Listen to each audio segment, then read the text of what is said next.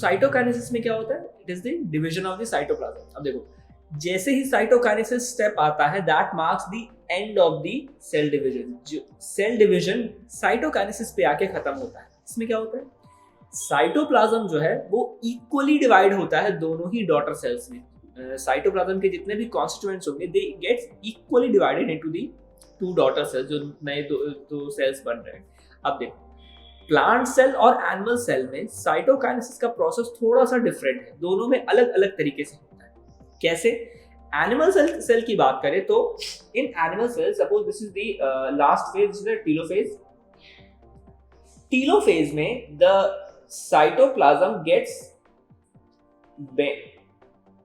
Bending inwards, inward depression का formation होने लग जाता है, और ये जो इनवर्ड डिप्रेशन है, this is known as the furrow. So what happens? The cytoplasm grows inside of the cell and hence the two cells gets divided. While in plant cell क्या होता है? There is a formation of a plate-like structure which is known as the cell plate. और ये cell plate बनाता कौन है बेटा? तो Golgi bodies. Golgi bodies forms the cell plate, और ये cell plate inside to outwards open करता है. It is like this and it opens like this. ठीक है, ये इस तरीके से ओपन करता है, और हेंस जो सेल है वो हमारे दो इक्वल सेल्स में डिवाइड हो जाते हैं। सो आई गेस इसमें अगर कोई डाउट है, you can ask in the comment section.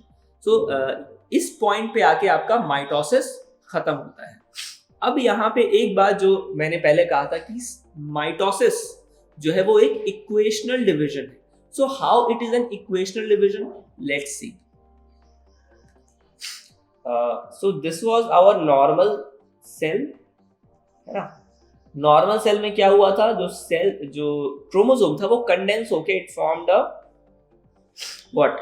A sister chromatid, और ये सिस्टर क्रोमैटिड फर्दर किस में डिवाइड हुआ? दो इक्वल सेल में डिवाइड हुआ, है ना। तो हमारे पास क्या क्या आ गया? एक सिंगल क्रोमैटिड्स आया, है ना। तो यहां देखो बेटा, यहां पे क्रोमोसोम कितना है? 1, और यहां पे क्रोमोसोम कितना है? 1 और 1। लेकिन अगर डीएनए की बात करें तो 1 क्रोमोसोम, लेकिन अगर डीएनए की बात करें बेटा तो यहां पे डीएनए कितना है? It is 2n। वाइल यहां पे अगर हम लोग जो डॉटर सेल्स है उनमें डीएनए की बात करें तो it is n and n। That is why it is known as equational division. Why? क्योंकि इन माइटोसिस, इस पॉइंट को याद रखना बेटा, in mitosis number of chromosome remains same, but amount of DNA gets half. Okay, so in mitosis क्या होता है? Chromosome का नंबर सेम रहता है, लेकिन डीएनए का जो अमाउंट है वो क्या हो जाता है? वो जस्ट हाफ हो जाता है। So that is why mitosis is also known as the equational division, और meiosis is known as reductional division. वो कैसे? तो जब मियोसिस पढ़ेंगे तो वो डिस्कस करेंगे। Okay, so this was Mayank, thank you for watching.